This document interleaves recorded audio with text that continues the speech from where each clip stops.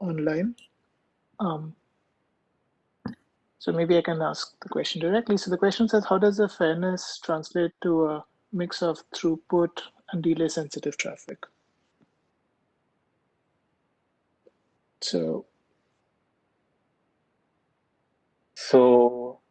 I guess that in our formulation, the routing cost can also be delayed. So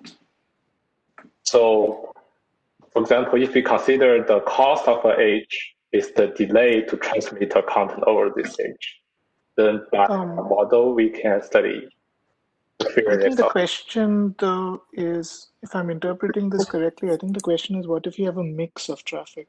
So right now, and I'm not sure if this is true in your formulation, but it seems like you have one type of flow. But what if you have like a multi-commodity setting where different types of traffic have different costs?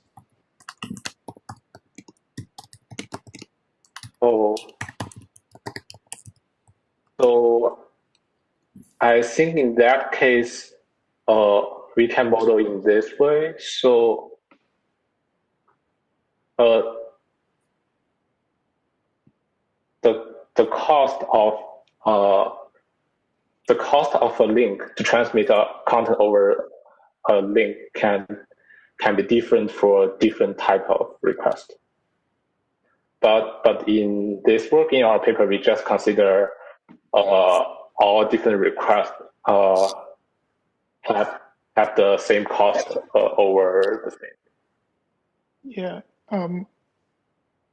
Actually, maybe I'll have a quick follow-up or a tangentially related question. So the fact that, like, normally looking at your constraints, I would have thought that's the intersection of matrices.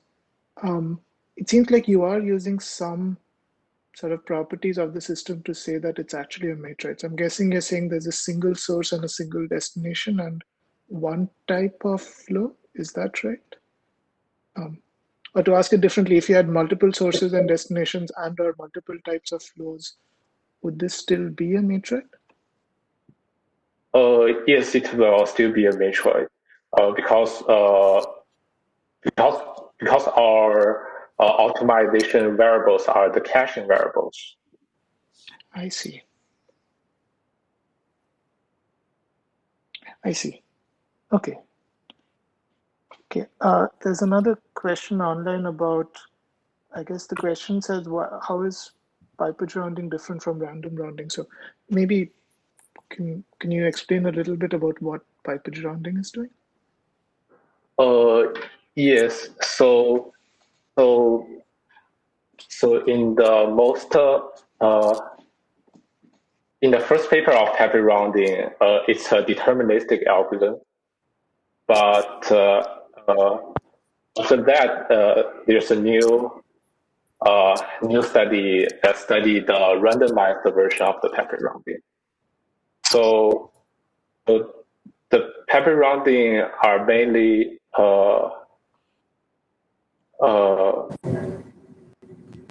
so in each iteration,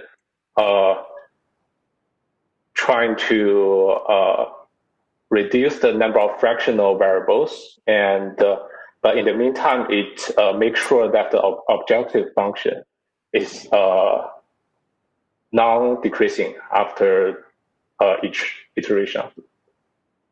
Yeah, and maybe to sort of summarize, so pipage rounding it's an iterative rounding technique. So it can be randomized or deterministic, but there's a sort of particular structure in the iterations which lead to the guarantees. Yes, right. Yeah. Other questions? Does anyone want to jump online and ask a question?